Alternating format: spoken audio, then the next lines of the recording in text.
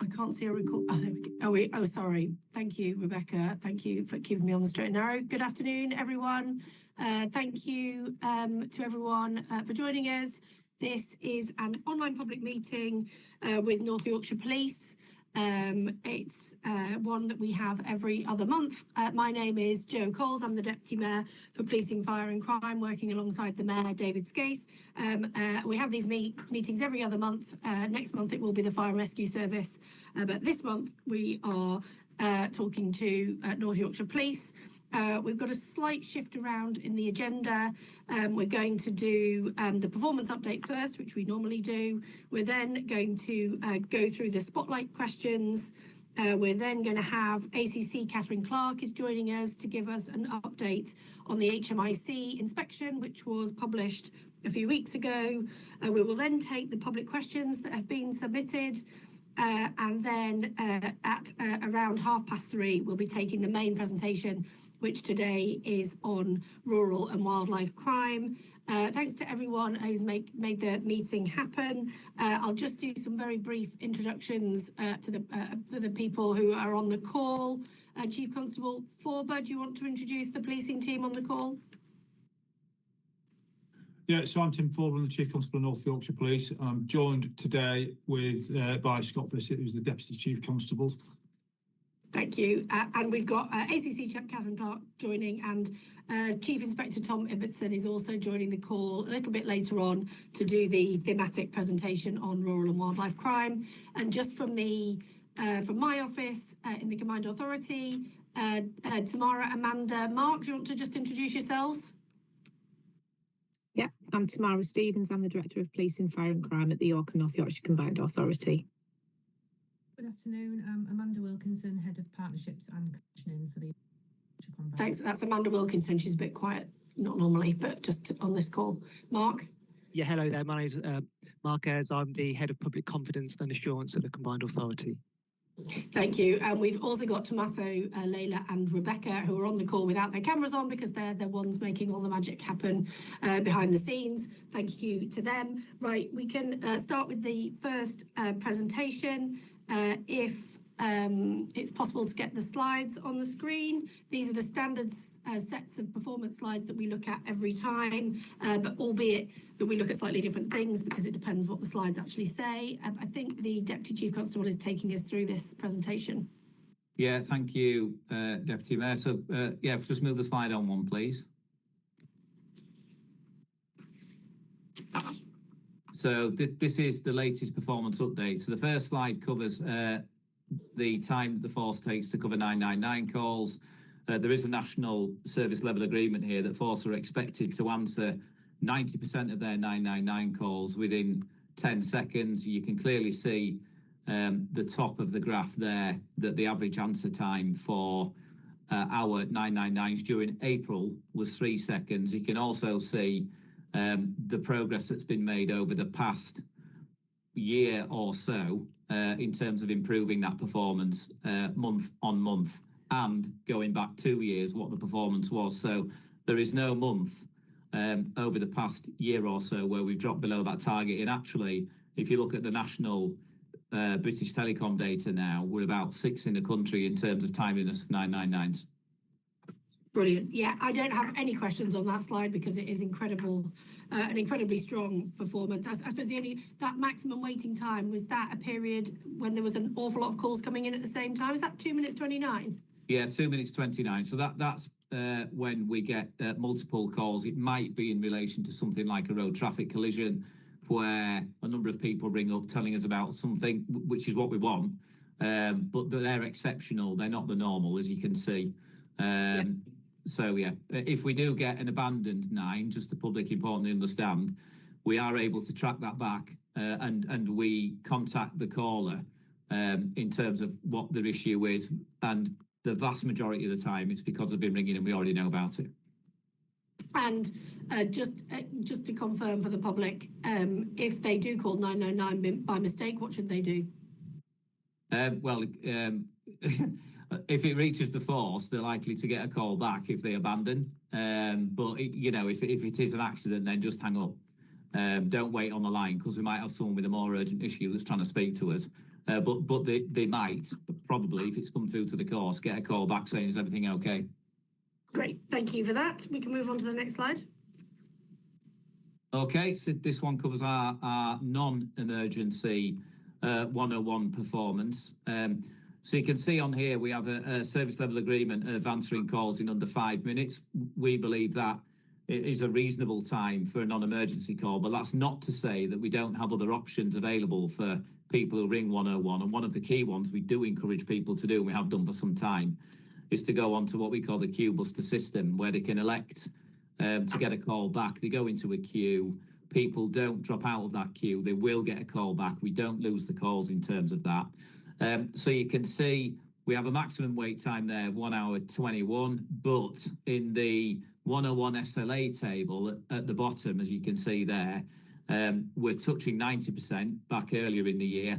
What tends to happen here as we get busier, then the call times do lengthen as we get busier, because we'll get an increase in 999 calls and they take precedent in terms of prioritisation.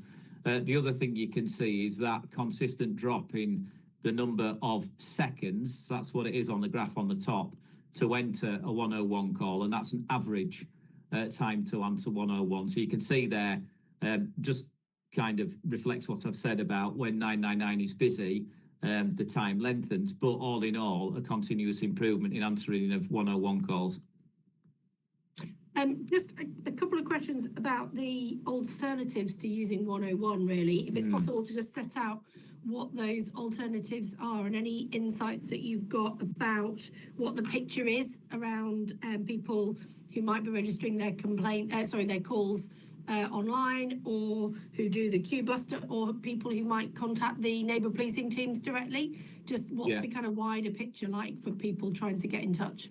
Well, I think you've covered the main other alternative ways of contacting North Yorkshire Police. The key one, I think, is to speak to someone today on a non-urgent issue. Will be using the 101 and queue buster. That's probably most convenient for people, because they're not sat waiting on the phone, and it allows us to ring people back, which is often convenient for people who are either driving or elsewhere. But you will be answered if you stay on the line. So people do stay on the line, don't abandon, you will be answered, but it might be a busy period of time. So I think the key message is try and use that queue buster. We do have digital contact through single online home. So if you go onto our website, you can make contact through sending the force a message digitally, and we will respond. The neighbour policing one, in reality, is slower time, because depending what time you send an email into the neighbour policing team, it may be the day after when you receive some contact, just because they might be out and about, problem solving in hotspots, they might have made an arrest, they'll be doing proactive police work. But we do have mailboxes for neighbour policing teams, and that's where those emails will be picked up and contact made. But if it's a local issue that's not urgent, and you want to make the neighbour policing team aware of it, I'd encourage people to contact them directly. Where it's something like getting a crime update or advice with a problem that people may be experiencing, then 101's potentially the best line to do that through. Okay, that's really helpful. It's just really to understand again what the waiting picture is across all of those different means that people have to contact the police, and how you kind of manage the public's expectations around the different ways in which they can contact the police, and what their expectations should be in terms of a response. Yeah. Great. Okay, thank you. So the next slide articulates how quickly we get to incidents that are reported to us. So people may have seen some of the discussion nationally about setting some attendance times for policing. I think it's really important to make it clear that the time taken on here is measured for North Yorkshire Police from the time at which the call is registered on our call systems. to the time to which we physically arrive at the incident. So I think that's the genuine public experience of when they actually speak to someone in a control room, and then a dispatch where a unit will actually arrive, a police officer or PCSO will arrive at their incident. That's important to clarify because forces do measure this differently.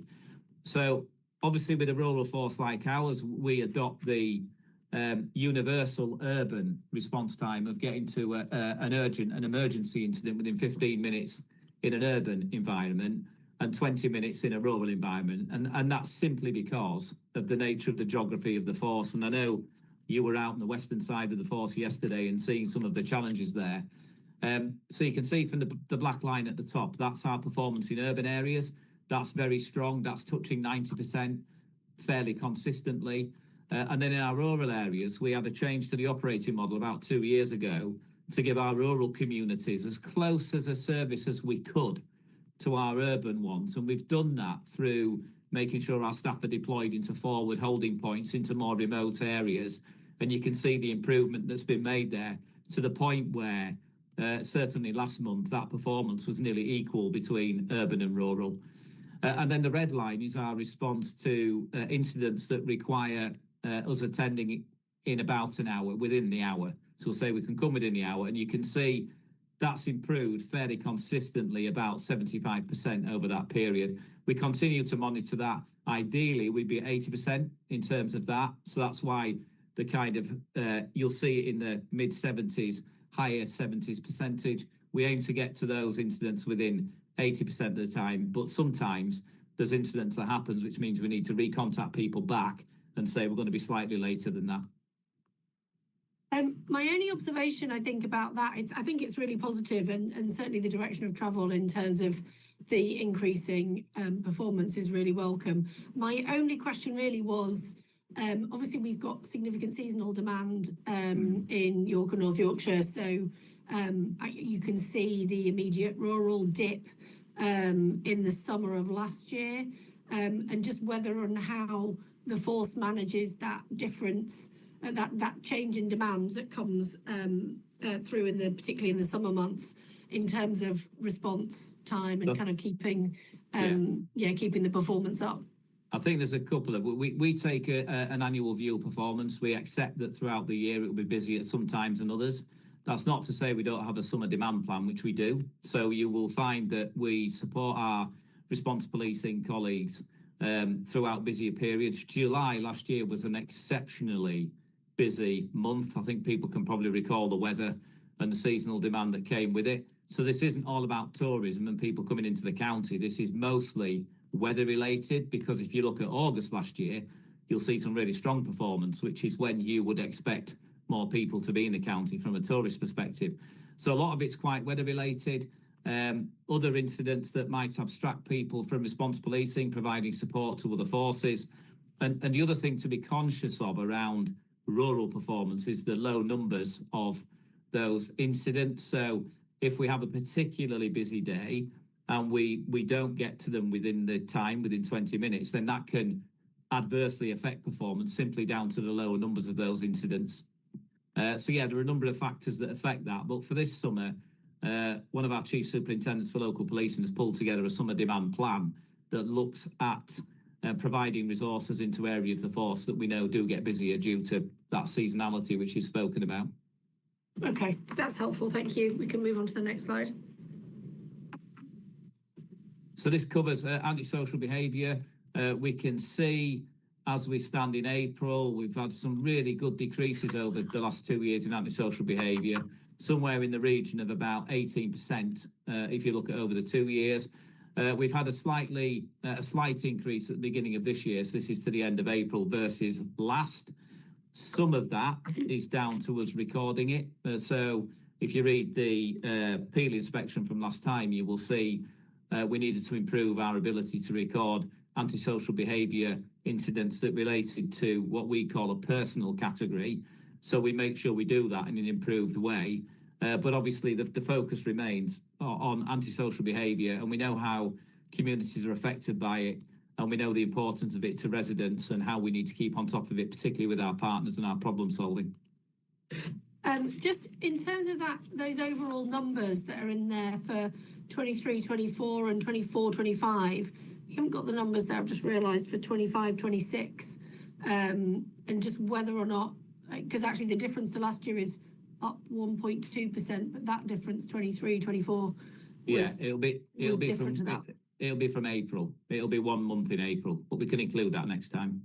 It's helpful just to explain the volumes that you're dealing with, and particularly with antisocial behaviour. And we've obviously got the increasing demand on the coast, which is there at the bottom. Again, context, but some reducing really demand good, some really good reductions for two. You can't, you've got to take a longer term view around how this performance flows. We always want to reduce it. Clearly, there's a focus on doing that, but a longer term trend, particularly coast, is a very positive one.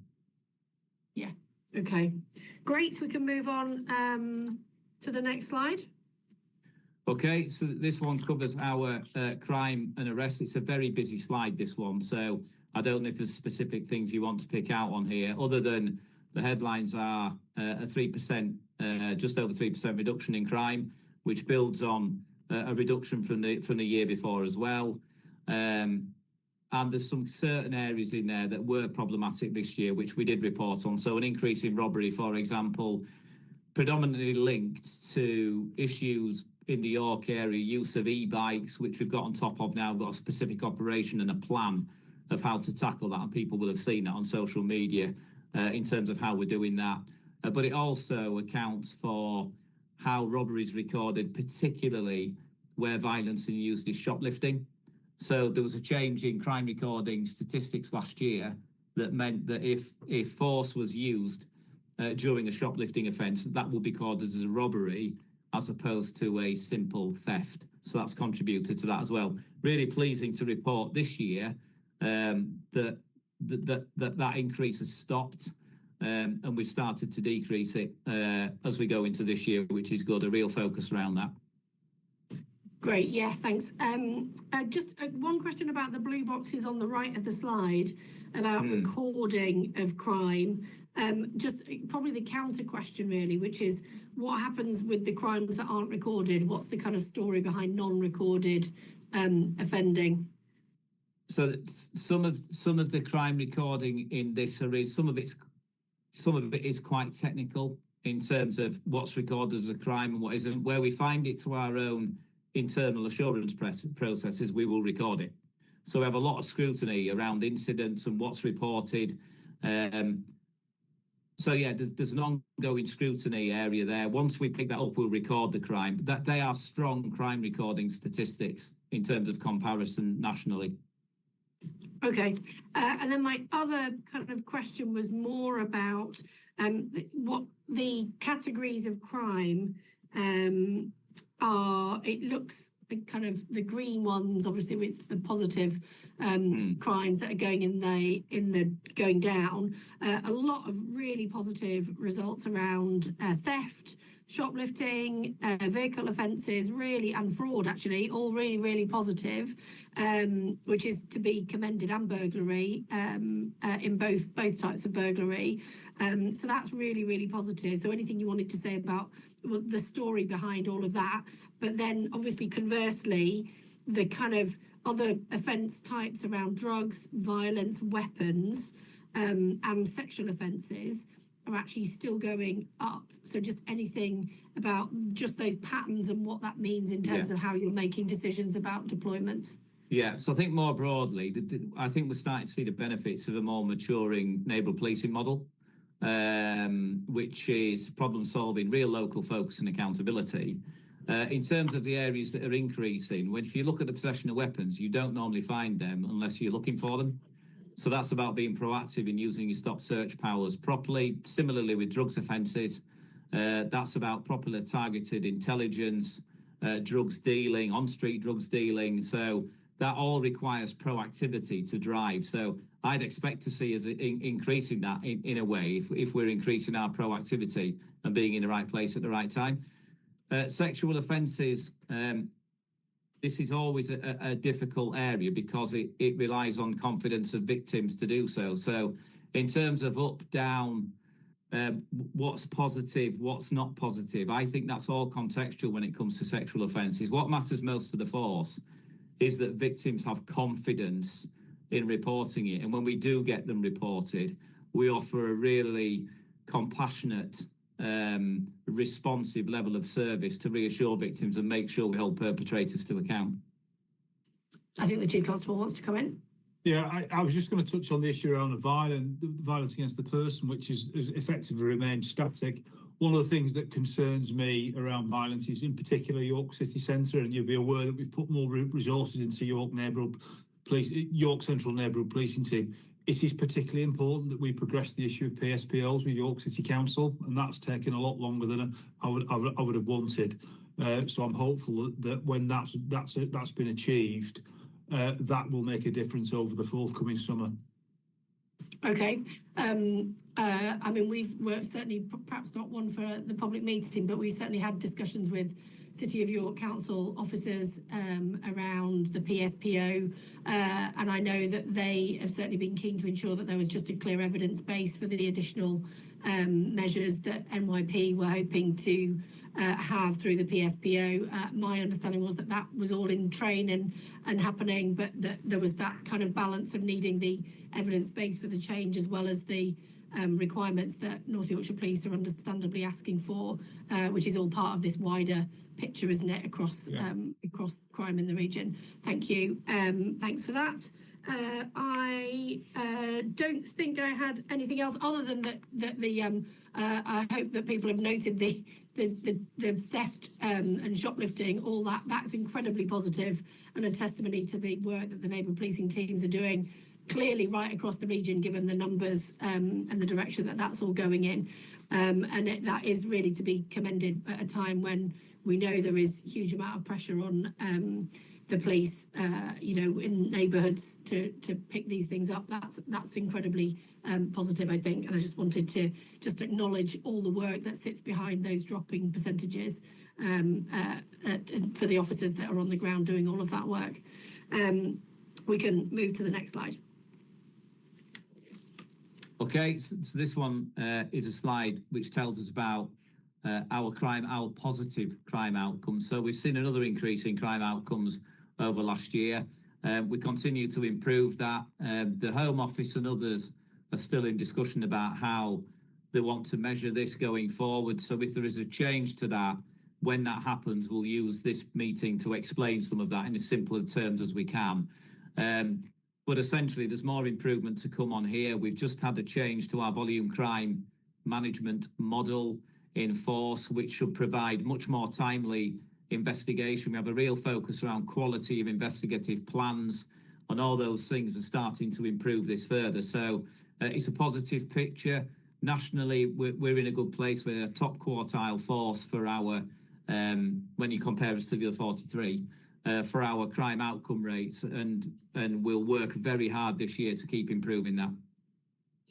Can you just explain, it might be something that could just be added to the slide, but what positive outcome means, just in terms of members of the public who might not necessarily understand what a positive outcome is. And then the other thing that I slightly found confusing was the difference between crime types on this slide and crime categories on the previous slide. Yeah, so the crime types on here, there's no difference really. One is what the Home Office might call it. One is what a local force may call it. They relate. So residential burglary, for example, or robbery are the same offence. It's just what different organisations unhelpfully tend to call things. In terms of what a positive outcome is, so that includes a number of different outcomes on a crime. So it may include where an offender is charged. It may include where they're cautioned. There are a number of different outcomes that contribute to that. Some of it, again, is quite technical. I'm not sure if we'd want to put that on the slide. I'm happy to do it, but we might spend as much time explaining some of that as we would actually making sense of this. But these are Home Office positive outcomes that we are, if you like, allowed to claim against the crimes that we record. And just really your reflection, the ones that strike me, there's at both ends of the scale really. So the positive outcomes look to be around the drugs offences. If that's 48.5% positive outcomes, that strikes me that's nearly 1 in 2, which is pretty positive. And similarly, shoplifting, that feels like a significant change. Actually, it'd be useful to compare it to where we were a year ago, but nearly 40% positive outcomes in terms of the crime outcomes. So I assume that means some kind of arrest, resolution, sentence of some description. But conversely, at the other end, residential burglary and sexual crimes and rape, the numbers are still very small. So just how we compare to other forces, but also just what your reflections are on those extremes. Yeah, so our residential burglary detection rate is not good enough. We've been really clear about that, and there's a plan in place to improve it. That's about essentially the quality of initial investigation, how quickly you identify an offender and how quickly you arrest them, gain the evidence and then charge them. So that is an area of real focus, and we have one of our detective chief inspectors who's leading on an improvement plan across the force to do that, and we are starting to see improvement, which is good. In terms of rape and sexual offences, that looks low, and it's too low. But we weren't an early adopter of the new methodology around the investigation of rape and sexual offences, not because we didn't want to be, just because as part of the national rollout, we were in one of the later tranches, but we are well on with that now. That relies on a whole host of different approaches in terms of getting an officer who's trained to deal with rape when one's reported to see a victim, making sure our investigations are properly supervised in a timely way, making sure particularly victims are supported throughout that investigation with our partners. And we know we have some really valuable partners in this space and commission services through your office that are vital in terms of supporting victims through a very traumatic and difficult experience. So it's a very complex area, and maybe on a future OPM we could talk a little bit more about that. What would be really helpful, again, perhaps for a future slide, would be to have, we've got the positive outcomes overall mapped over time, but we haven't got it by the crime type. So like I said, I suspect that those shoplifting numbers, for example, have gone up significantly, but we can't actually see that in this chart separated out. We can see the overall number across the year, but what we can't see is how it tracks over time. If it's possible to have those outcomes tracked over time, just to be able to see those differences in terms of the patterns in which different crime types are performing in terms of their outcomes, that would be really helpful. Okay. Great, thank you. We can move on. So this slide appears regularly. It's quite a busy slide. I don't know if there's anything you want to pick out on here specifically. I had a question about the non-stated ethnicity. I think we've talked about that previously. Just again, how do we compare in terms of how does North Yorkshire Police benchmark against other forces around that non-stated number? 20% strikes me as quite high, but I don't know how that compares to either neighbouring forces or our most similar forces. So if you looked at our most similar forces, then that's about mid-table in terms of non-stated, but not good enough for us.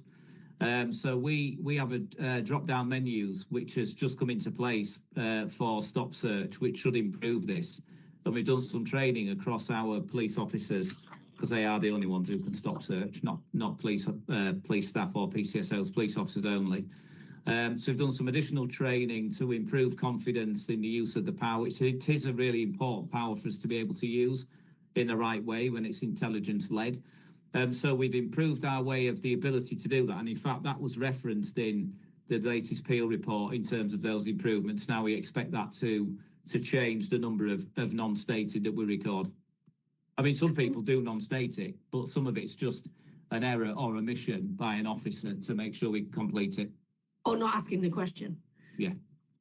And similarly, just the gender count, there's another unknown category there. Is that just people not asking the question? Could be for a number of reasons. Could include that. Could be for a number of reasons. Okay. I think that was all on that one. We can move on. Okay, so you've got us there. This is the table that's about the non-stated. Oh yes, brilliant. Yeah, where we are 16.8%, you can see there. So this is our most similar group of forces and where we sit within that range.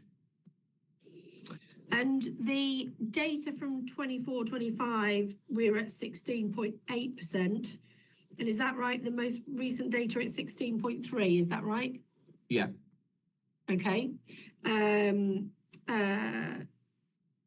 suppose it's just, you know, places like Devon and Cornwall, who I guess are one of our kind of similar forces in terms of the kind of demographics and the way in which the kind of challenges the force would be dealing with. Yeah. And they're kind of at half that level. So is that your kind of ambition to be at those kind of levels rather than where we are currently? Yeah, I mean, it's clearly that, you know, in terms of volume, they're higher. But in terms of percentage, we would always want to see where we can, that we've got this recorded properly. There may be reasons why we can't do it, but for me, it's the focus around making sure that this is shown as a decreasing number of non-stated records. Yeah. And just for the bottom left, the age 9 or under, can you just explain that? I know it's only one, but it is an age 9 or under. So if there's anything you can just say, just to clarify, what might have been going on there. That would be an issue of either harm to themselves or others. Okay. In terms of the stop and searching. Yeah. Yeah. Okay. That's helpful. I think we can move on. Okay. And this is the workforce slide. I'm not sure how much you want to go into detail here. We know where we are for the rest of this year. I think the key one is the uplift into neighbourhood policing, which underpins our funding. We are on track to achieve that this year. We've recruited an intake of neighbourhood policing officers to support that. And we've also had a recruitment of PCSOs very recently to support the increase in PCSOs that we know that we're putting into neighbourhood policing and that we've spoken about on here before. Yeah, that's great. My only question really on that is just the PCSOs who aren't currently in the neighbourhood policing teams. Yeah. And just what kind of roles they would be undertaking. So the way we deal with antisocial behaviour, for example, will go through the investigation team. So we have locally based PCSOs who will deal with antisocial behaviour and try and resolve those incidents as quickly as they can. That complements the work of neighbourhood policing teams. We have PCSOs in our rural task force. So in terms of community engagement in our rural communities, then we'll have PCSOs who conduct that role as well. So it complements the roles of police officers in key functions across the force. You'll know that we did a full review of our neighbourhood policing model, including the functions in which we thought we required PCSOs, which is why you see some sat slightly outside of neighbourhood policing. Okay, great. And then my only other question was, I think the special constables, am I right in thinking that's gone up from 64 in March to 81? It has. That's incredible in terms of the work that special constables do across the force. I actually met one of the special constables in training on Monday afternoon at York College. I ought to just give her a shout out for the amazing work that she was so enthusiastic about the course that she was doing and the training that she was in the middle of to become a special constable. But if there's just anything you can say about that uplift in numbers and what that kind of will mean for the force. Yeah, well, because of the way that we've been recruiting police officers over recent years, this can be a real challenge because the same people who you might think would want to join as a full-time employed police officer are in some respects, not all, but in some respects, the same people who'd want to join as a volunteer as a special. So obviously, with a slight change to the way that the numbers that we're recruiting as a force, it gives us more opportunity for people who might want to get experience of policing to come in. So we're really pleased that we're starting to see that uplift. We want to achieve around 100 special constables for the force. We believe that's a number that we can provide support to those individuals properly. We can make sure they're focused throughout the operation, working in our communities. We have a special constable chief officer, Sharon Moberly Holmes, does a fantastic job in terms of leading our specials as a chief officer. So, yeah, they're an incredibly valuable contributors to policing across the county. And just in case we're able to recruit any via this meeting, just tell me how people would find out about becoming one. Yeah, so if they're directed to our website, that's the best place to go onto there, and our recruitment website. We do have ongoing campaigns. We do have intakes throughout the year, so we bring groups of people in. Obviously, we can't bring people in one by one because we need to make sure they're properly trained and equipped. But going to our website is the best way to find the information there. Brilliant, fantastic, thank you. We can. I think that's the end of those slides. Okay. Great. Fantastic. Thank you for that. That's I think that's the fastest I've ever done those performance slides. So I'm just going to give myself a little bit of congratulations there, because I think I've had to stop myself asking quite as many questions as I normally do. So I'm mindful of the kind of juggling time that we've got this afternoon. But just I think we're going to move on to the spotlight section. A couple of questions that I just wanted to raise. One, partly because I was in Skipton yesterday and met with the amazing public safety officers who just happened to be there when I was there meeting with the neighbourhood policing team. But just whether you can say anything about the role that those public safety officers currently play, but potentially could play in the future in terms of the neighbourhood policing teams and the offer that we're able to make particularly to our rural communities around neighbourhood policing. Yeah, I mean, the public safety officers, we're not the only force that has a similar role. I think Devon and Cornwall have done quite a lot in this space, but I'm certain that they do a fantastic role out there, and they do work on behalf of both North Yorkshire Police and the fire service in terms of early intervention and prevention work. And working with vulnerable people, vulnerable places, particularly in our rural communities. I personally am really keen that we expand that, and some of the discussions I've been in with Yorkshire Ambulance Service, give it the potential to potentially be a tri-service model in the future.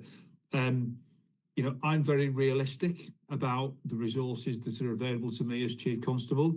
That I don't see it increasing significantly over time, and prevention and early intervention, stopping crime happening, stopping the issues that happen, that cause the most concern in communities, and in particular, being able to get upstream of vulnerability, I think is absolutely key to providing better outcomes right across our communities. And particularly in our rural communities, it makes perfect sense that your three emergency services do that together, because whilst we have different purposes, it is a fact that often repeat demand comes from a small cohort of vulnerability, and it makes absolute sense that we do that on a tri-service basis. So whilst we have a small number of public safety officers at the moment, I would be very keen that we continue to explore ways across the three services that we could expand that in the future, not just in Craven, which we predominantly are, but I think there's definitely scope to do it in Rydale and Richmondshire, particularly in our rural communities. So it's something that I think is a real win for North Yorkshire. Part of the challenge, and I know Deputy Mayor, you're aware of this, is the way that neighbourhood policing funding is structured at the moment. So the government's neighbourhood policing guarantee poses some challenge with that. So, I know certainly as the Chief Constable, I am continuing to make the case that this should be included as part of the neighbourhood uplift. I know that you're keen to do that from a political perspective as well. So that's probably all I've got to say. But as you're well aware, some of the people who do that job are doing an absolutely sterling job out there for our communities. They are they are amazing, because in addition, just so that the public are aware, in addition to their role as public safety officers from the policing side, as PCSOs in some of our most rural areas, they're also on-call firefighters. They do an amazing service for the fire and rescue service, and as you said, they're also first responders for the NHS, which in areas where an ambulance response might take some time, they are an amazing asset to have in those communities. Certainly anything I can do to support the work through North Yorkshire Police or separately through the Fire and Rescue Service, I'm very happy to do, because I think this is a really good model for our region, particularly, as you rightly said, in the rural areas where you would never have a full neighbourhood policing team operating in the same way as you would in one of the larger areas. I think they're an amazing asset.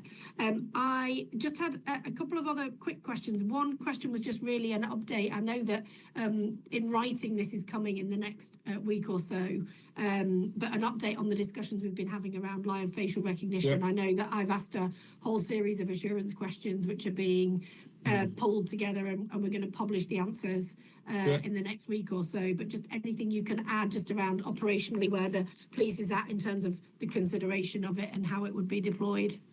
Yeah, so obviously live facial recognition is an important new law enforcement technology that's been deployed in a number of different forces up and down the country to great effect. I think much has been made in the media about it being used in London with the Metropolitan Police at events, large footfall events like Notting Hill Carnival, and the impact that that's had in terms of preventing people who are wanted for serious violence and who present a threat to those events being either detained or deterred from going to those events. And indeed, I think they were deployed, I've seen some commentary in the media that they deployed over the weekend at the various protests that took place in London. It provides a real opportunity for policing to be able to deploy technology to catch people who are wanted and to identify people who are high harm offenders who might present a threat in a particular area or to a particular group of people. And it allows us, in some ways I describe it as taking the guesswork out of policing. When I was a young police officer, you'd be standing there and you'd be looking at someone, you think, do they match the photograph of someone I've seen, or by their demeanour, do I think that they may present a threat to public safety? And, you would engage that person and ask questions to ascertain it. Well, live facial recognition gives you the opportunity to be able to identify people and potentially identify people who are from out of an area that are coming into an area and wouldn't necessarily be known to local intelligence systems. It also means that we can locate wanted people sooner, because one of the successes that North Yorkshire Police's crime reduction has been achieved by, of course, it's down to our neighbourhood policing teams and problem solving and early intervention and everything else. But as I've said, in this forum and other forums, we are dealing with crime quicker. If you deal with crime quicker, you get better justice outcomes for victims, and you can actually control offenders in a more effective way. So live facial recognition gives us the opportunity to be able to arrest offenders in a more timely manner. Now, the flip side of this is that when we've got a facial recognition camera at a location, it is recording the biometrics of everyone who is walking past, many of whom are innocent members of the public. And it's absolutely right that the use of that technology should be subject to safeguards. It should be proportionate. It should be used in a lawful manner and done in a way that protects the biometric data of innocent people. So when we are intending to deploy it in North Yorkshire. We will deploy it, and we've not decided exactly when because we're still working through our processes. But we will look to deploy it in areas of high footfall now, whether that's major events or areas of high footfall around the county, to be decided over the course of the summer months.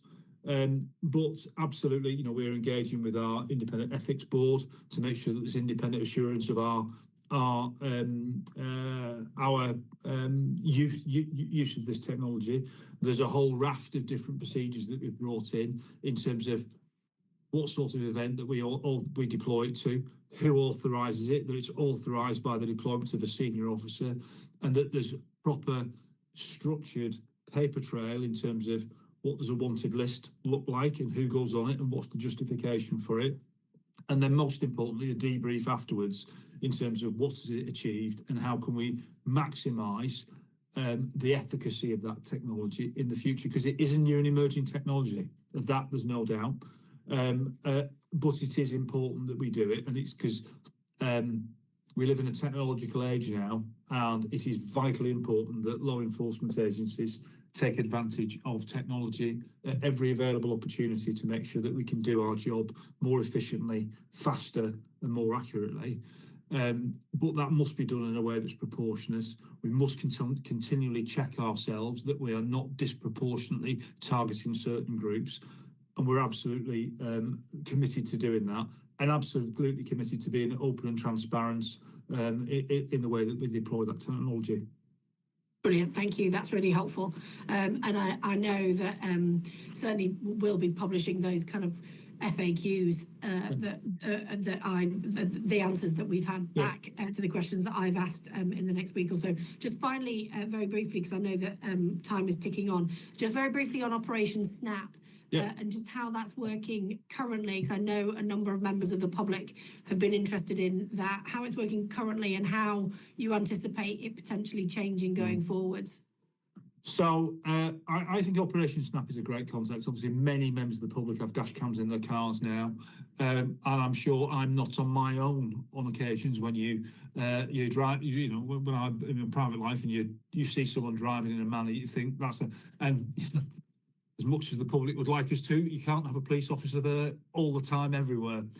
So when people send in footage of people driving really dangerously, we absolutely welcome that. I think, to be fair, in the past, we've not had enough resources wrapped around this. It is sat within our CJ department with a very small number of people dealing with it. And I think the efficacy of the operation has not been where I would want it to be. So starting on the 1st of April this year, well, you'll be aware, Deputy Mayor, that we undertook a review of our volume crime management for the force, because whilst, as you've just seen in the performance slides, we are continuing to improve in that regard, we want to improve further. And as part of that volume crime review, we have brought Operation Snap into our digital investigation teams now. That was formerly known as our initial inquiry team. What that will mean is that we've got a greater number of staff available and trained to do it. And I want to make sure that we are progressing those cases in a timely manner. What's really important to say to the public, there's an element of managing expectations. It's very subjective, people's driving behaviour. And absolutely, where we see really dangerous behaviour, we will take action. But there might be occasions when we've got a right to a member of the public and say, look, your driving doesn't meet criminal standards at this time, but you need to be aware that we've been notified about it, and it serves as a warning letter. But most importantly, I think that we do need to respond in a more timely manner back to members of the public who take the time to send in footage to us, because we are really grateful. So that's where we are at the moment. I suppose the key points are: 1, it's a really good thing. 2, we welcome members of the public sending footage in. And we've made some changes that I think will see some significantly improved delivery in terms of outcomes for the public over the next couple of months. And certainly, I think later in the year, in the autumn time, if you want us to produce some statistics on that journey, I'd be more than happy to do that.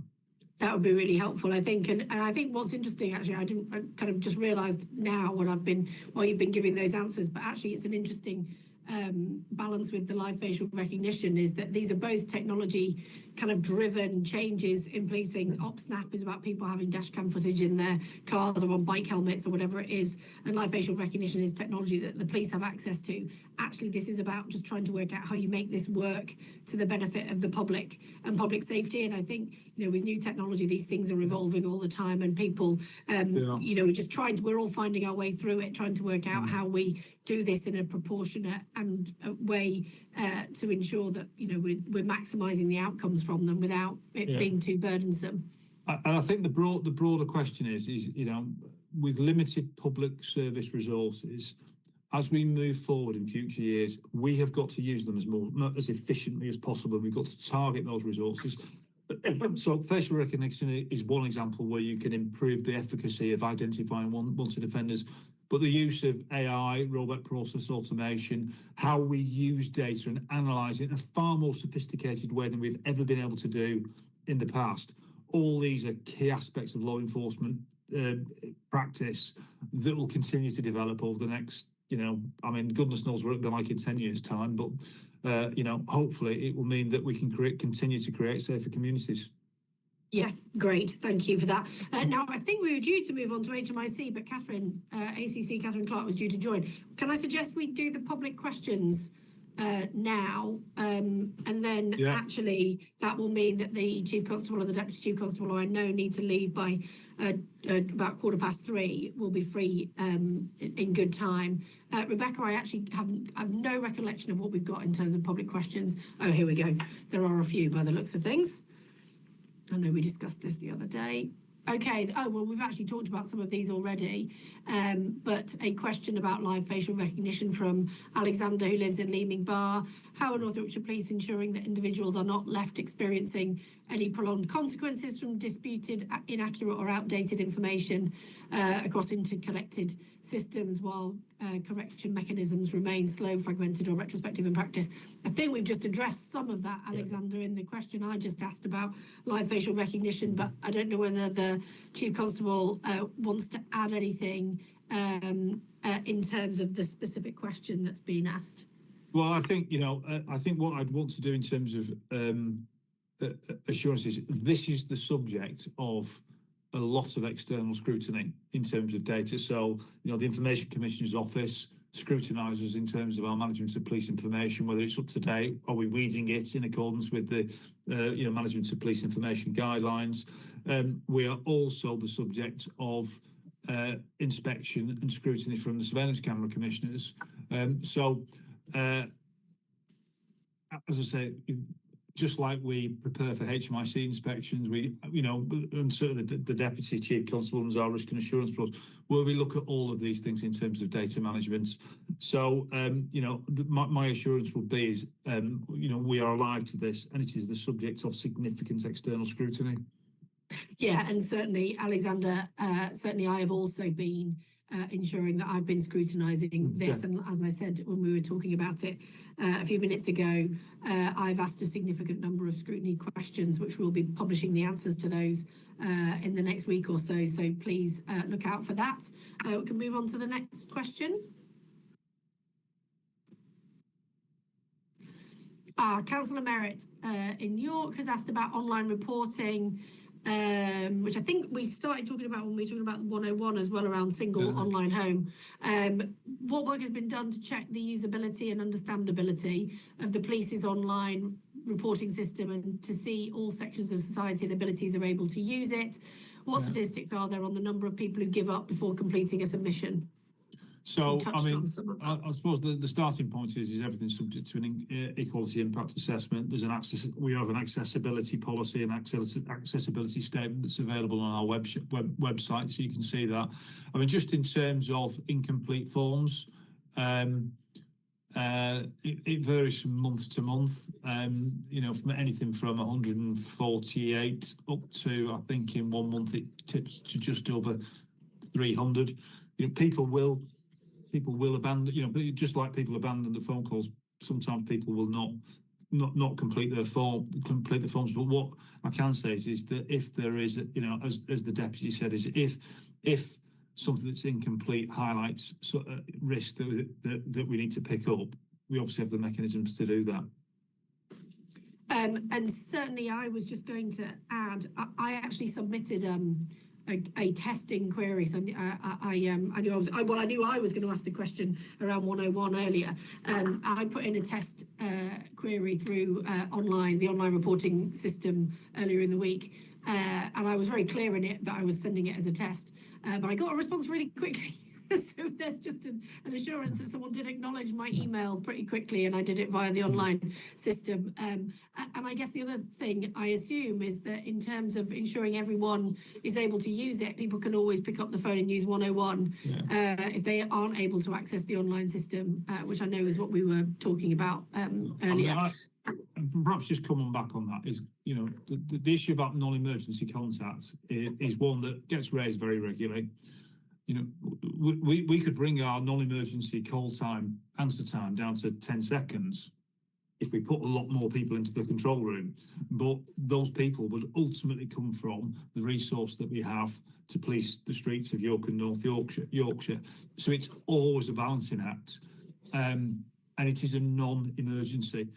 We do want to make sure that we push as much traffic as we can into the digital space for people who can use that. But be reassured, we'll always maintain a 101 service.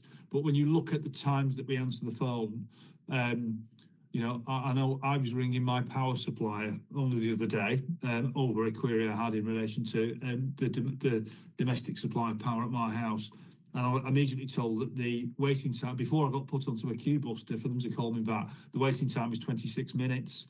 So I think where we are in, you know, 2026 is not a bad place to be in. I accept, you know, sometimes it'd be frustrating the time of day, but this is all about balancing resources to make sure that we can provide the best possible service to the public across a range of issues.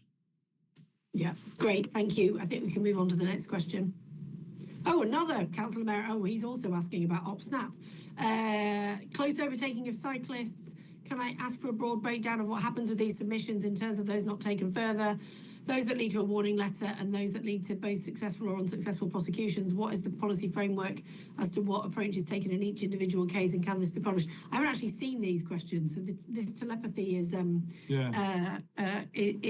just real. But the we have just had a conversation about OpSnap.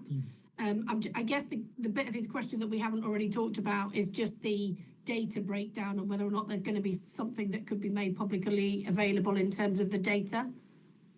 Just hold on a second, because I have got some stats. So I think it's probably fair to say, I think last year about 34% of submissions resulted in some sort of, whether it's a fixed penalty notice sent out or someone was reported by summons to attend court. So you get a sense of the volume. Yeah, I will acknowledge, and I do think one of the challenges is we should be sending out an acknowledgement to the members of the public, I think, in a more timely manner. That's something that has not been where I want it to be, but I'm confident with the new structures that we've got in place now that will improve across the course of the year.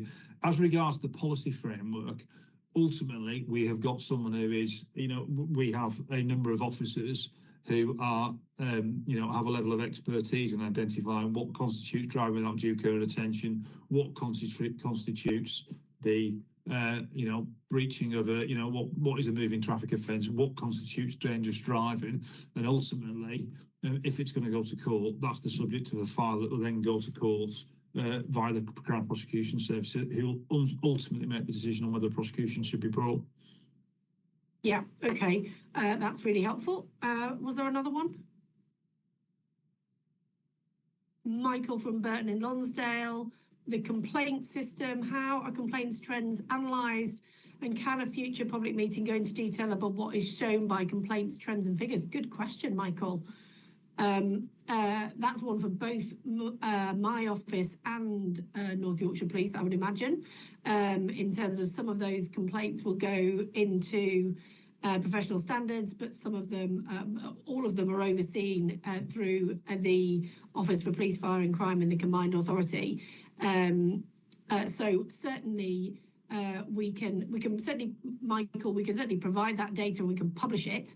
I would have thought whether or not we make that part of a routine set of presentations, I think it does go to the data and information about the complaints process does go to the Police and Crime Panel. So there are papers that go to the Police and Crime Panel, which is hosted on the North Yorkshire Council website. I think, I can't remember from memory when the last time was that we looked at complaints. I think it's coming up in a meeting of the Police and Crime Panel quite imminently. So there'll be definitely more information going public, Michael, in the coming weeks. I think the next panel meeting is in July. Does either the Chief Constable or Mark, I don't know whether you have anything you wanted to add on that beyond what I've already said. I mean, the only thing I'll point Michael to is obviously the IOPC publish an annual report on complaint handling and the efficacy of it, which I'm sure can be accessed from the IOPC website.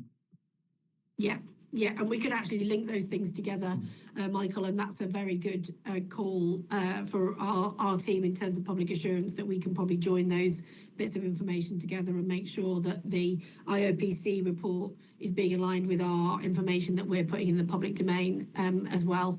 But that's a really good question. Thank you. We can move on to the next one if there is another one. No, that's it. Hooray. Marvellous. In which case, I think we are at the point we have done the spotlight questions. We have done the public questions. I know the Chief and the Deputy Chief Constable need to leave in about 10 minutes. We were about to do HMIC, but we do, is it Catherine, is it ACC Clark that's coming on to do it, or are we doing it on this call? I'll do it. No, oh, great. In which case, let's crack on with the HMIC, if that's all right. Yeah, absolutely fine. Well, we'd better start with some congratulations on the inspection result. Thank you. Yeah. Yes, exactly. I'm sure you're going to go through it, but just congratulations. I know I've done it privately, but congratulations on behalf of the Mayor and me to the work that sat behind the huge improvement in performance from North Yorkshire Police from the last inspection to the publication a few weeks ago. And I said this at the Policing Crime Panel last month, but it's really easy to gloss over the progress and start looking at what needs to happen next in terms of the next steps. And actually, every single move from a kind of an adequate to a good, there's an enormous amount of work that sits behind each of those changes, and I think it's probably easy to gloss over the improvements, but I just wanted to make sure we officially acknowledged it in a public setting before. I know you're about to go through the kind of detail of it, but I thought it would be remiss of me not to just acknowledge the amazing progress that had been made. Yeah. So, I mean, Deputy Mayor, I mean, first of all, thank you for that. I think just in response, what I'd say is we are, as a force, very pleased with progress. You know, it is a direction of travel which shows consistent improvements over the last 2 years across a range of different areas. What I just wanted to say is, you know, and we got the report published, I don't know, 6-8 weeks ago now, we are firmly focused on the future now. And whilst it shows improvement, the challenge is about what takes us to the next level. And funny enough, just this week, we've been having a conversation about what has got us from A to B doesn't necessarily get us to C. And, you know, I think that the three key ingredients for the force moving forward are: one, we have got to develop our sense of one team as an organisation and get our cross-functional working more efficient and effective. Two, we have got to continue to invest in technology, the infrastructure of the force. And one of the challenges of this force has been, and this is before your time as Mayor and before my time as Chief Constable, I think historically not enough investment in infrastructure, particularly around IT. And you know, because we've discussed it through your Strategic Oversight Board, the ambitions we have in terms of our capital programme, particularly around technology. And we've got to get on with that over the next year and 18 months. And then third is our investment in leadership. We've just launched our Leadership Academy now. One of the challenges that policing has had, I think, for probably the last 10 to 15 years, in a number of forces, and North Yorkshire was no exception, not investing enough in training our leaders to be the best that they can be. And our Leadership Academy, through our organisational development department, is developing some really fantastic first-class plans in that regard that will apply at every single level of the organisation. And if we apply those three things systematically across the force, whilst continuing to maintain the focus that's absolutely been led by the Deputy Chief Constable in terms of a laser-like focus on the basics and getting the basics right, I'm convinced that is what is required to continue to make the county a hostile place for criminals, to continue to provide the best service for victims of crime, and make sure that we've got a responsive police service that the public of York and North Yorkshire can have pride in. And that, if you put those three things together, it's that will make the force outstanding the next time it's inspected, and that's absolutely our firm focus. Great. Sorry, that was just for the Deputy Chief Constable. That was our intro to your slides. So you can crack on. Thank you. So, right, if we move on. Yeah, okay. So here's an overview of not just Peel, because we have a number of other inspection reports and national thematics and super complaints that we respond to. There's a slide a little bit later on in the pack that demonstrates our progress against these. And the way I'd describe these reports are they aren't just reports written on specific subjects. They're a legitimate framework for how we improve performance and delivery of service to the public. They're independent, they're benchmarked, and that's the way we weave them into the fabric of the organisation, if you like. They're not standalone events that happen every 2 years. So it's important that I think if you presented particularly the appeal questions to members of the public, they would say it's blindingly obvious that forces should be doing that in terms of policing. I think a comment that the Mayor made is absolutely correct, that good is the minimum the public would expect. So albeit we've made some tremendous progress, some 6 good grades, there are a couple of adequates in there that we'll come on to around responding to the public and investigation. So that just gives you that doesn't make actually much sense until you see the context of progress that we've made in reducing these, but that's just a brief overview. Next slide, please.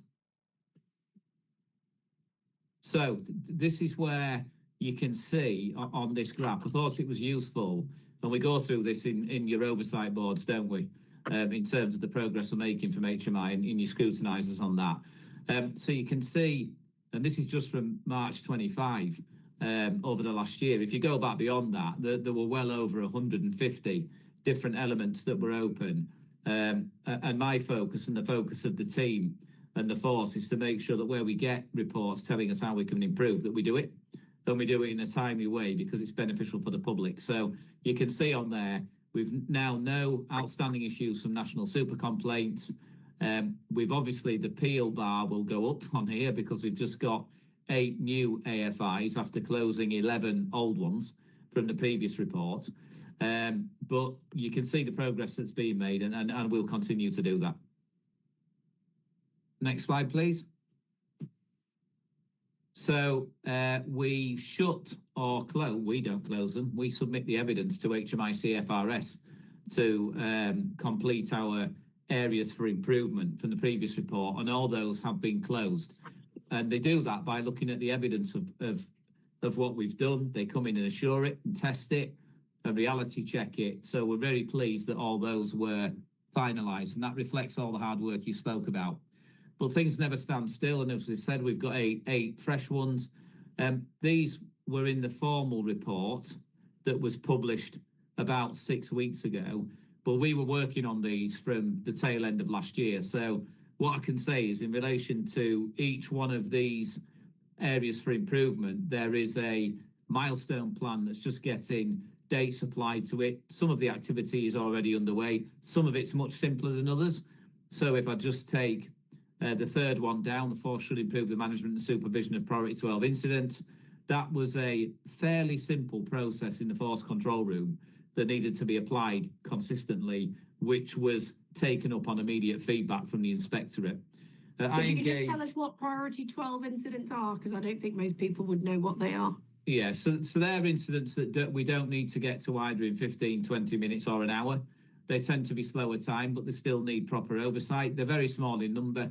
They often are in single figures every day, and they tend to be incidents that we monitor and need to resolve at some point within 12 hours normally. That's what the 12 means on there. So yeah, so that's just an example of where you get that feedback through the inspection process. We respond to that quickly. We don't wait for the report to be published 3 months later. So that's an overview of the AFIs, and we will continue to report on the activity that we're doing on them as we go through this next period. I have spoken to HMIC. They're looking at these formally at the turn of the year, actually, and I've said to them, you can expect some responses well before that in terms of the activity we've undertaken, and I would expect some of these to be finalised before then. Great. I don't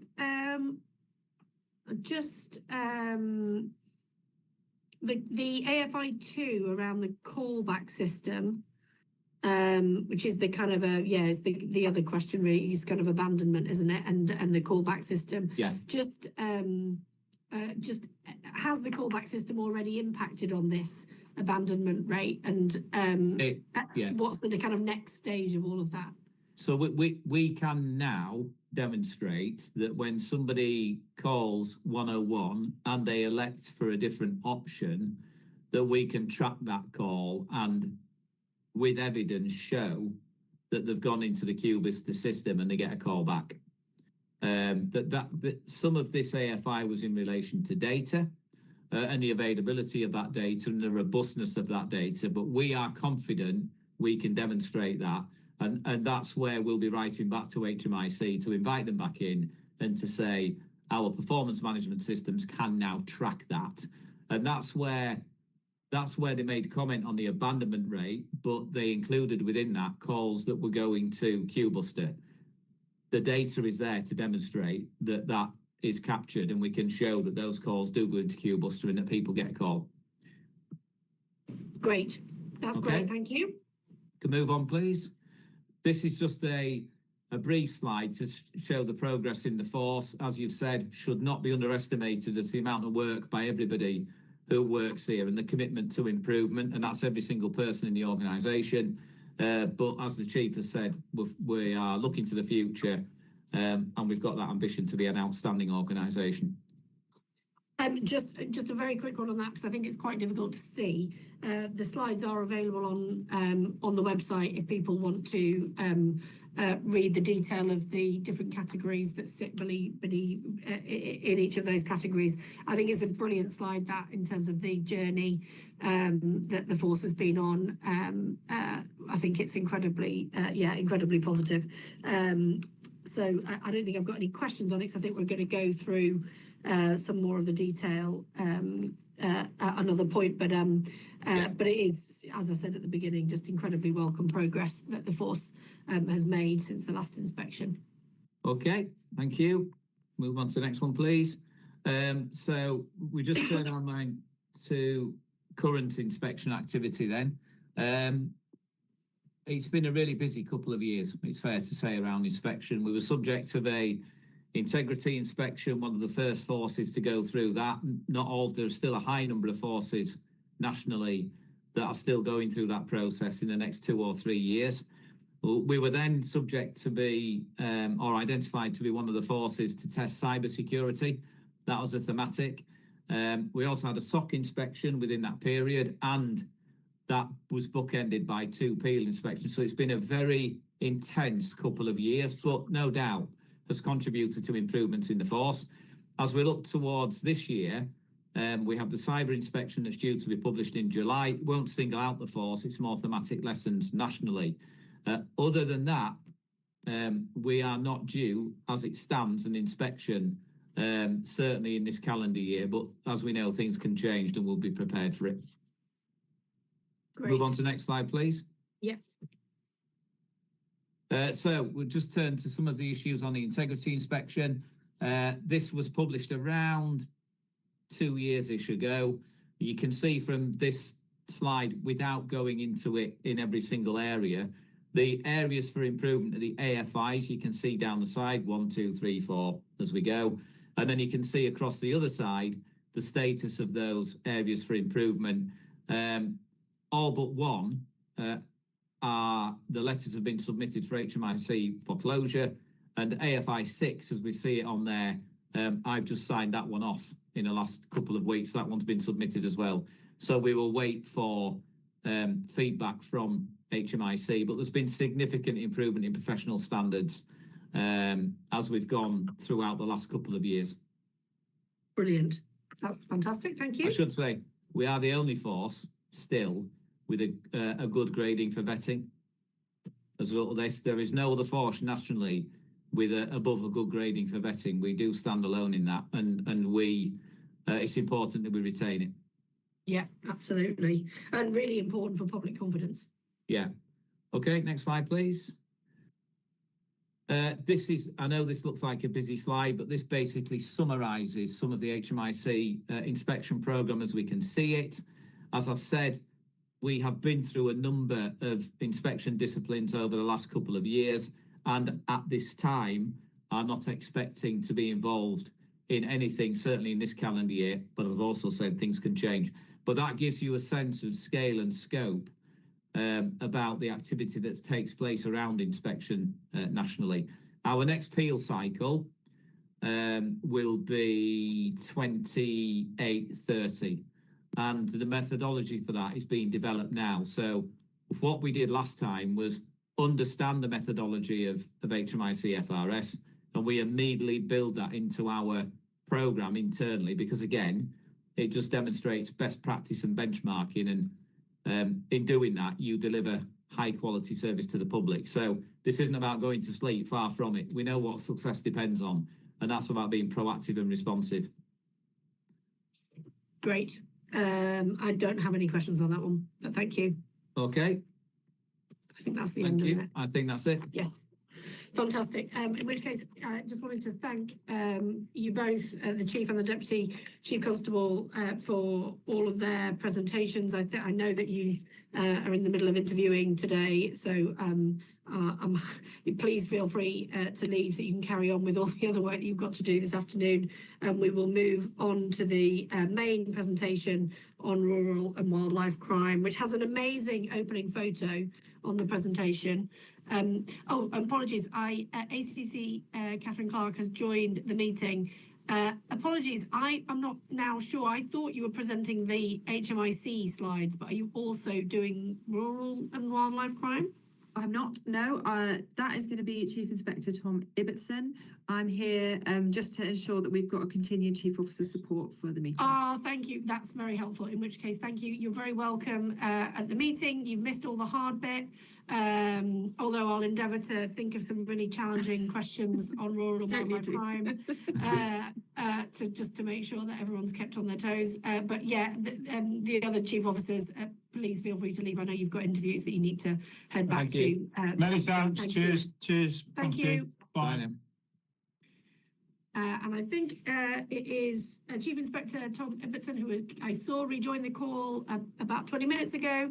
Hi, welcome back. The floor is yours. This is an amazing photograph, by the way, which when I saw the slides for today, I just think that is a really, having met some of those Rural Task Force members, I know how proud they are of the work that they do, but that comes across really strongly in that picture. So, but the floor is yours, Chief Inspector. I've probably got questions, so if you can do it slide by slide, that would be great. But I will endeavour to just do one chunk of questions each time. Certainly, Deputy Mayor, afternoon everyone. Thank you for welcoming us back. The photo is from a range of photos we've taken to celebrate the Rural Task Force being 10 years old this year. So a real commitment to rural communities and rural policing across North Yorkshire. And the three people you see in the photograph there, the two Daves and Mark in the middle, have been with the team all that time. So some real commitment and legacy in terms of our approach to rural policing here. So the presentation today hopefully focuses on the impact we're having in this area and just celebrates some of the good work there, as well as sort of looking to some of the challenges and future around this area of business today, and kind of has a thread throughout of the 4 Ps, prevent, pursue, protect, prepare, where we're kind of working some real intelligence focus, partnership work, and patrols in the right place around this area of business. So happy to move on to the next slide if you are, Siobhan. Yes, thank you. So I just wanted to start off with this measure really. This isn't from us saying this is from the National Farmers Union, who many people watching may not be aware are an insurer of through NFU Mutual of many in the rural community, and so they offer us a real barometer of the cost of rural crime, which is a useful measure to kind of triangulate where we're at. And the 2024 data, which was published in 2025, shows that 22.7% fall in the cost of rural crime across North Yorkshire's area. Which, as you see, was greater than the national average. and something we're really proud of and continue to very much try and following in the success of through this year. The NFU data for 2025 isn't out just yet, but really looking forward to that being published and seeing how we continue to track on that progress. I'll open for any questions. Yeah, just one question. The NFU Mutual Survey number, that 1.4 million, is that a North Yorkshire number? Is that, apologies, because I feel like it probably is a North Yorkshire number. But if you can just translate what it means in terms of what that number represents.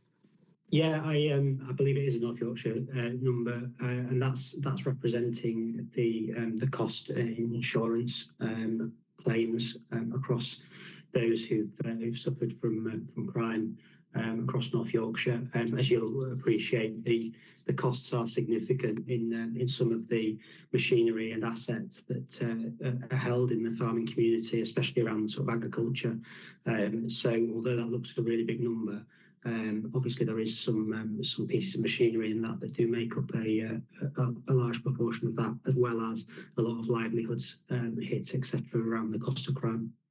And that number is, it won't be, I can't work out the dates, but that 22% fall, nearly 23% fall, is a fall in that number in terms of insurance claims? Yes, based on the 2023 number, so year on year. Yeah, that's really helpful. And just in terms of the wider picture, I don't think it's coming up in the other slides, but just in terms of the wider picture, beyond the kind of insurance claim data, which is helpfully does have a financial number on it, but just overall in terms of rural crime, which I know is kind of quite all-encompassing in terms of the types of crime and offences that kind of fall within it. But overall, is that decreasing, or what's the kind of wider pattern? The wider pattern is tricky to pinpoint, if I'm honest, exactly because of that point you just made around the broad nature of rural crime, which does encompass a really wide range of offending types, whether that be from poaching, acquisitive crime, offences in the wildlife arena, offences in the sort of serious and organised crime arena. So I wouldn't want to mislead and give sort of an overarching trend overall of that, but I can talk to certainly a number of areas. We'll come on to the slide pack today around poaching, where we've made significant inroads and are seeing a continued reduction in North Yorkshire. Certainly the acquisitive crime piece, I would like to hope that 22%, 23% nearly reduction represents that kind of piece around that sort of acquisitive price, certainly the cost of, but I don't in any way want to diminish the impact on communities around this offending type, and it's especially for some of our rural communities are very isolated in terms of geography, and it's an area we continue to work really hard in, and and put a lot of attention and prominence around in the force. And I know this is an issue because I'm on the board for the National Rural Crime Network, but there is a wider issue around exactly this point about how you define what rural crime is and isn't, which I completely appreciate is a challenge for the force in terms of the recording of the data and those kind of things. I do think that is a kind of wider challenge, particularly for a force like ours, where rural crime will always be a significant important issue to be on top of. So just I don't know whether there are particular crime types, for example. I know you're going to talk about poaching, but there must be some particular, like theft of farm equipment, for example. That obviously is a rural, it would be theft, I'm sure, in your crime types, but anything you can say about the types of crimes and how they get categorized and what makes that difficult in terms of trying to make sure that we're able to define what rural crime is? Yeah, so the geography is probably the first challenge around that. So as you're probably aware, there is a categorisation around our mapping system of a rural ward and an urban ward, and that's based on a number of factors, including population density. That can be challenging sometimes when you might have an agricultural business within an urban ward that has a tractor stolen that might then affect the rural community. So there are challenges around that. as well as some other crime types that do fall within the two. So that's the first challenge. Then beyond that, there's a range of offending types and sort of criminal MOs, which we are very interested in from a rural policing point of view and pay close attention to, but they don't always fall neatly into the government's Home Office classification of crimes. So that's a challenge, which I think you're right in that we want to be really open and honest around what we are seeing as issues, what we're not. And it's a conversation we, through the National Rural Crime Unit, are quite keen to try and be at the forefront of. North Yorkshire's got a good legacy of being at the forefront of mapping rural crime data, and I think you've had the privilege of seeing our sort of running logs, as they're called, where our rural crime officers will sort of manually go and read reports and get sort of real expert opinion from their training of whether that is a rural issue or not by crime type. And sometimes that's really hard to put into our official statistics. So we have, I feel, a really good picture and kind of keen to be at the forefront of that discussion nationally around how we can maybe map that into some more official statistics. Great. Yes, thank you. We can move on to the next slide. So here we just wanted to take you around some of the sort of current context and background, which many of the people watching, I'm sure, will be really aware of if in the rural communities, and also from a lot of public sort of media coverage. So clearly rural crime is high harm, it impacts livelihoods, well-being and people's feeling of safety, especially in sort of isolated communities. And we're also very conscious of wildlife crimes, high profile. There's national interest around this area. We'll come on to some of the good work we've been doing in this space, but there is a kind of real need to tackle that robustly to make sure we've got the confidence of the public in terms of this area and protecting our sort of habitats and wildlife within North Yorkshire. It's fair to say rural businesses have seen a sharp rise in energy-linked input costs, as have all of the population, but that can have a real impact on their sort of business models, the cost of doing business, which is obviously keenly linked to livelihoods in rural communities. We've seen a fuel price shock at peak farming season, and severe financial strain across some of our farming communities' viability. So I think that's just in terms of the current context, some of the key pressures that are affecting farming communities and rural communities before we then layer on the potential impacts of crime on them. So I just wanted to highlight really there our approach around to some of these challenges, and certainly some of the sort of emerging crime from some of these challenges continues with that model that we've used over a number of years now in this space around the 4P model. Just making sure we're using intelligence, which we do, I feel, very well across borders with some of our partners, and making sure we're kind of focused with what resource we can in the right places to have the best impact. Great. Yes, that's great. Thank you. Can you move on to the next one? Okay, so this is just to highlight some of the gains made in poaching over the last 5 or 6 years since we started tracking this data really closely.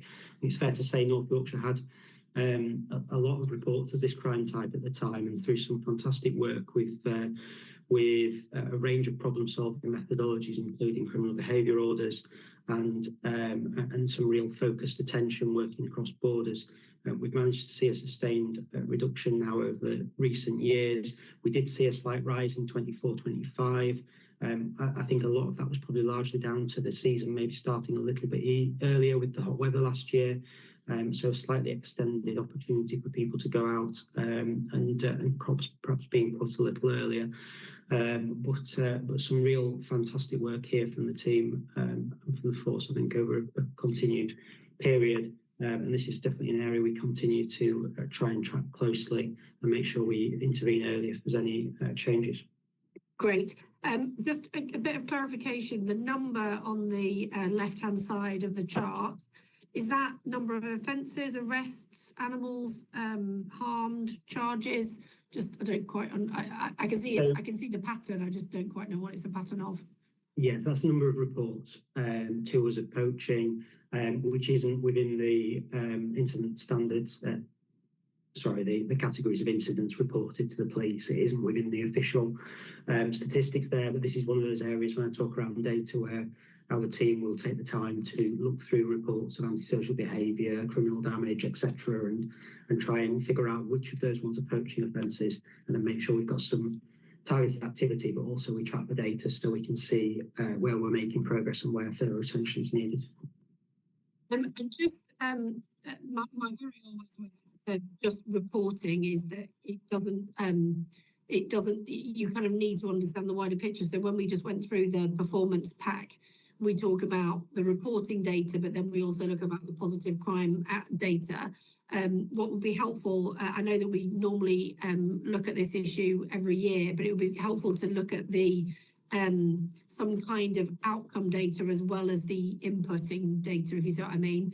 It would be just helpful to understand whether, because that would indicate where we're at in terms of public confidence as well, so that it's not just that reports are falling, it's, you know, potentially that reports are falling because positive outcomes are going up. That would be really helpful context or additional context to be able to put into this, because my worry would just be, it is obviously welcome that there is less reporting of poaching, but that doesn't necessarily tell me that there's less poaching. It just tells me that there's less people reporting it.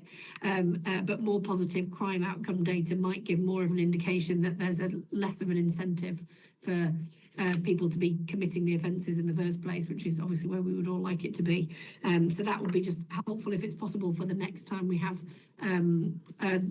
rural and wildlife crime coming to this forum. That would be helpful. Yes, certainly we'll try and bring that back next time in a bit more detail. But just to cover off the point very briefly, I would assert these numbers are representing a sort of tackling of offenders, and certainly we've been to court within the last week or so with a breach of a criminal behaviour order for poaching offences, and a guilty verdict for that. So really happy to bring those numbers back. Brilliant, thank you. That's really helpful. Can we move on? So I know this is a particular theme of real interest for people living and enjoying the rural areas of North Yorkshire. Team report their stands and community engagement events, which they do a lot of. This is the most taken leaflet and poster from communities, which I think represents, I hope, dog owners really wanting to do the best and take on the advice, but also I think a kind of keen awareness from the farming community of some of the impact that attacks from dogs on livestock can have, and likewise the dangers of livestock protecting their young and attacking people's animals or them if they fear under threat. So just wanted to highlight the work that the team are doing around Operation Recall, the public engagement and awareness piece there, and that kind of continued local delivery we've got ongoing, including some really strong partnership work with some of the partners you see on the screen there, and we continue to put out publicity in this space and try and encourage an awareness of Operation Recall. Just one question on this one, really, which is, if a member of the public is out in the countryside, they see the signs that you might see around keeping dogs on leads, and they then see members of the public who aren't following that instruction. What is your kind of advice to members of the public in that situation? Whether or not they should say anything, whether they should be reporting it, whether they should just ignore it, because actually the risk is that someone will just turn on you as a member of the public. Just what's your kind of advice to the public if they are, people, as you say, are really keen on this campaign, and certainly the vast majority of people who are dog owners are very responsible dog owners, but what should people do if they come across less responsible dog owners while they're out and about? Well, where they can safely do so, this is an awareness piece in the main for us. We know that the majority of dog owners do want to protect the livestock around them, but also their own dog, and making sure that they don't get involved in anything. So where it's safe to do so, I'd encourage people to have a friendly conversation and perhaps highlight the good work which is linked there around Nature Watch and the website in terms of some more information and engagement. We have stocked of the posters, which we're really happy to share if that would be helpful to people, and obviously where they remain concerned after a conversation, then especially if there's offending witnessed, then really happy for people to contact us and report concerns, and we will do our best to investigate those or support in any kind of ongoing partnership or problem solving work that's possible around specific issues. Great, thank you. Thank you. Move on. So this was just to highlight a case that's caught in January of this year, where a offender has pleaded guilty to an offence under the Serious Crime Act, which related to the killing of a hen harrier.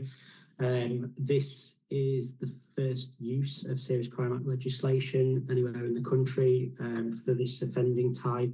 It was a real landmark case in terms of its application of this piece of legislation, but also the commitment and drive and investigative standards from within the team in terms of taking this forward and making sure we're really clear that we will act where we receive evidence of offending against birds of prey, persecution and more broadly around wildlife crime. So we want to highlight this just both as a piece of good work, but also keenly just to highlight the impact of killing birds of prey to anyone who might be tempted to become involved in this, just to kind of make clear that we are able to prosecute offences of this type where there's evidence, and we'll pursue those lines of inquiry. Work really closely with this investigation with the colleagues in the National Wildlife Crime Unit and also around the CPS in terms of the prosecution.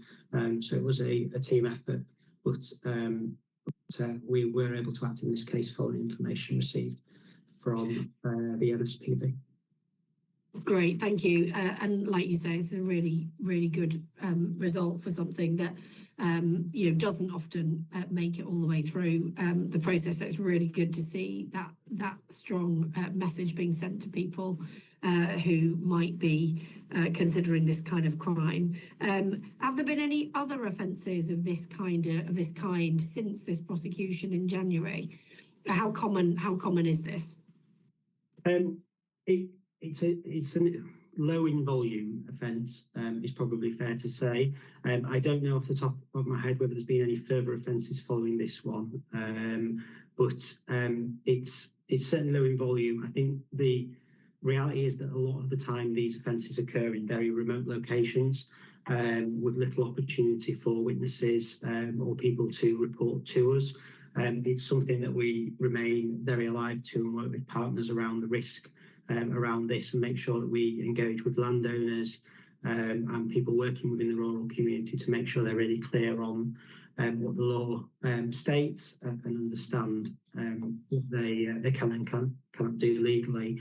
But clearly the message is there that we will prosecute where we can and we'll work with people before that to try and prevent offences as well. So I'm sorry I can't answer the question directly there.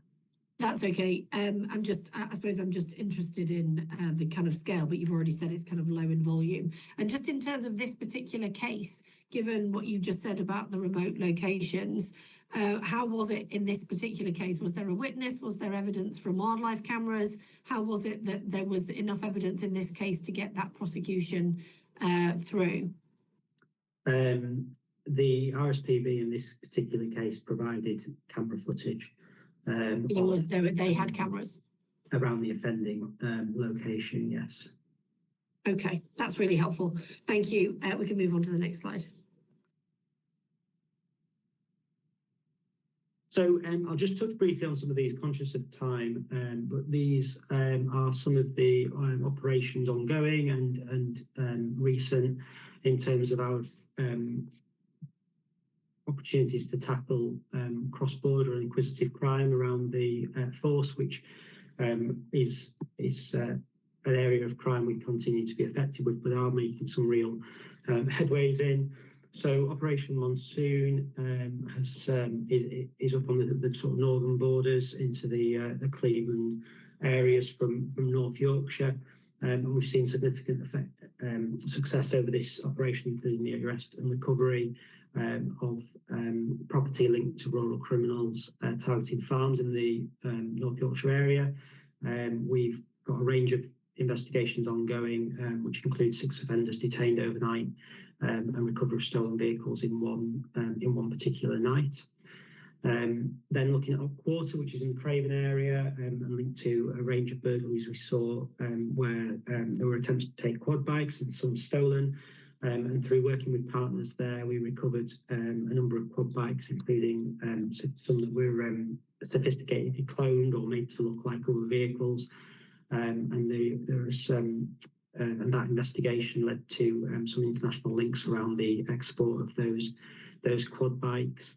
And then when we look around the sort of West Yorkshire collaboration, we've seen their arrests and information sharing have led to 11 offenders charged in a vehicle stealing and ringing conspiracy, and 100 high-value stolen vehicles identified as cloned. Just to point out, they're not all from us, they're 100, but they're from around that offending group's pictures. So just wanted to highlight some of the sort of quick case studies here of some of the cross-border disruption that's ongoing within the team. It continues with neighbourhood policing teams and operational support colleagues day in, day out, and we're having some real impact across North Yorkshire.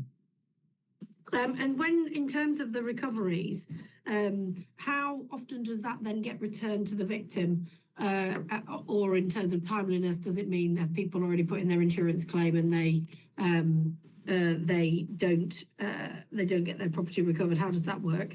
And separately, so you might as well answer them together. Just what role do the selector DNA kits play in the in this kind of area, particularly around property and theft of items like quad bikes or tractors?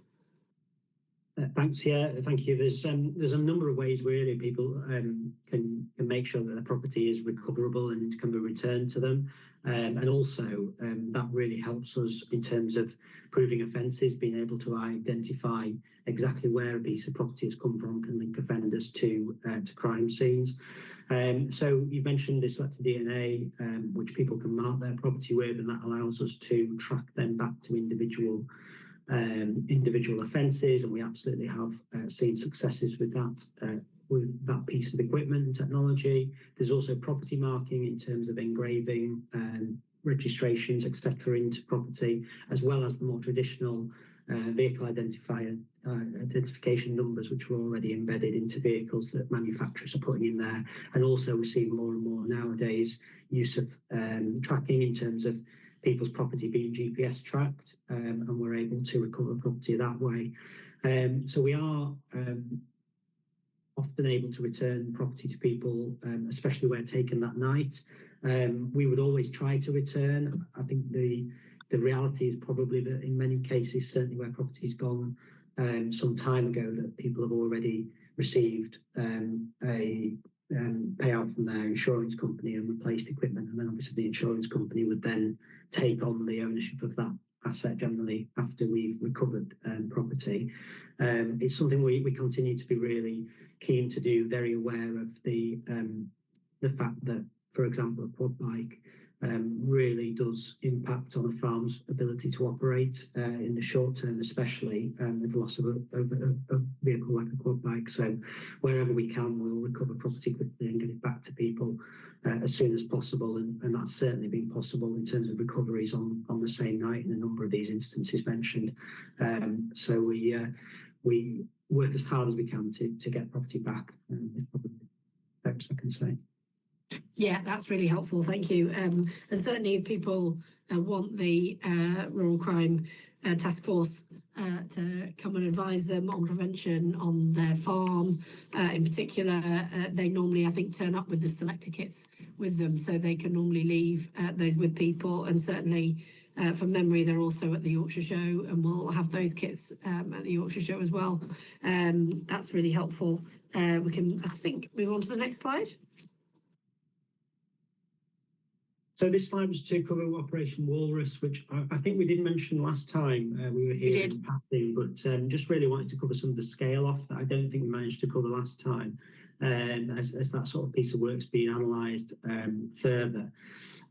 So this was around the theft of GPS units from tractors, which are much more advanced than the sat-nav I've got in my car, in terms of they are very accurate, expensive pieces of equipment that are really essential to farming communities, especially. And so just to highlight really nationally, working with the National Crime Agency, and a lot of work at the forefront of that piece of work around Walrus.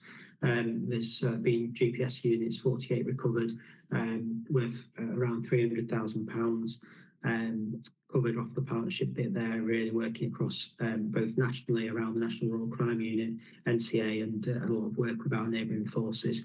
And then just highlighting that bit that you rightly mentioned there, Deputy Mayor, around the selected DNA kits, which we distributed as part of that work, 4,925 to 903 farms across the force area. So some real prevention impact there, which has led, as you can see, to the recovery of a lot of property, which is really nice to see, both from a sort of victim perspective in terms of being able to get them some closure and equipment back wherever possible, but also in terms of the offenders' prosecution, where being able to track back has really has really helped in terms of being able to identify exactly where some of those 48 GPS units came from.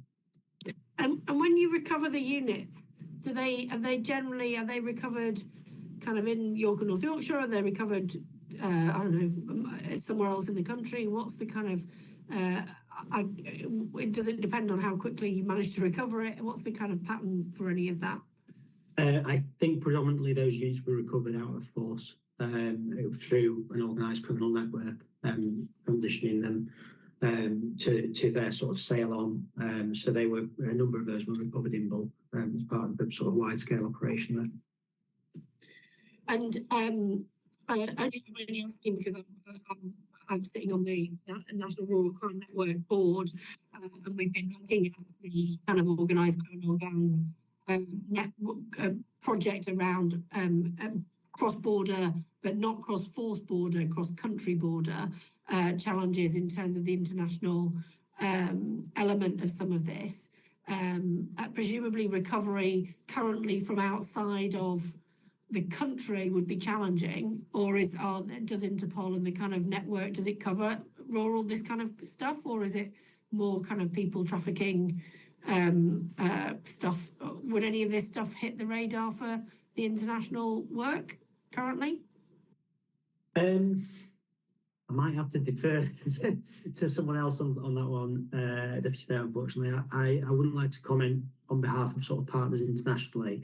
I know this piece of work, certainly, you know, with the NCA involved, was at a national level, and I'm sure would have had great interest to some of our partners in neighbouring countries and across Europe, but I couldn't comment specifically on sort of other partners involved across.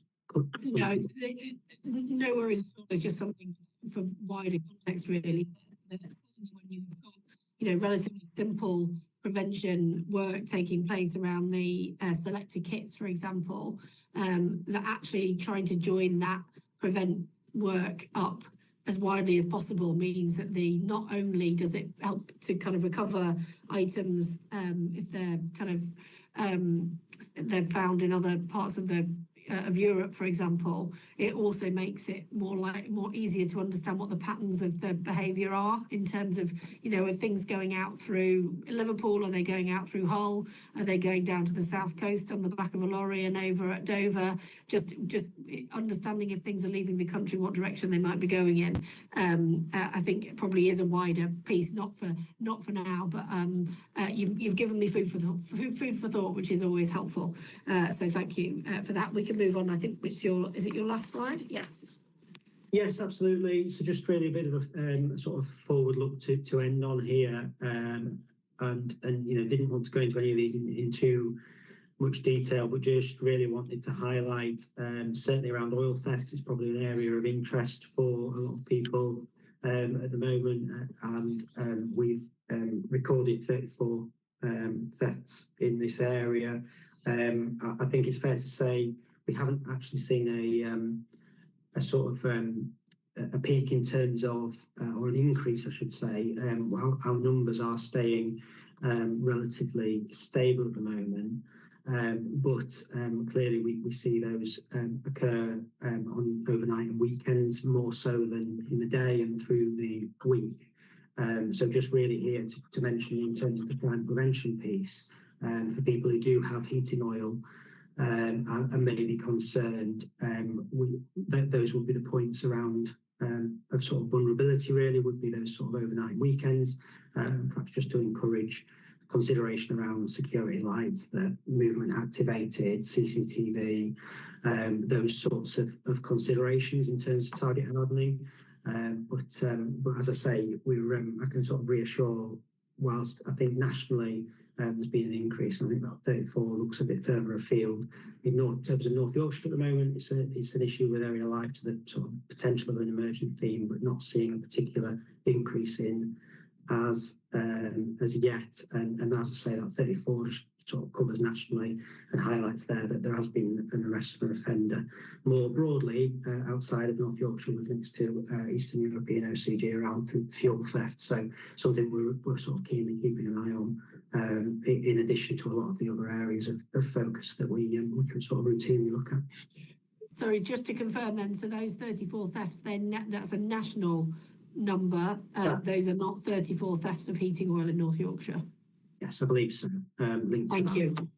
Yeah, that's really helpful. Yes, I think there probably would be widespread concern if there'd been 34 just in our patch, but it sounds like as well, if there's been an arrest, that is something that has already been acted on. But equally, if people have had thefts like this and haven't reported them, then it actually is important that they do report those thefts, because otherwise we don't have an accurate picture of what's going on across our patch, and whether or not we're tied into some of these organised criminal gangs internationally or not. We will only know if people are reporting the things that are happening to them. And obviously the Rural Crime Task Force are there for exactly that purpose, particularly on our farms and kind of in remote areas of the region, just to really encourage people to make sure that they're reporting things that have happened, just so that we've got an accurate picture of what the crime picture is in the region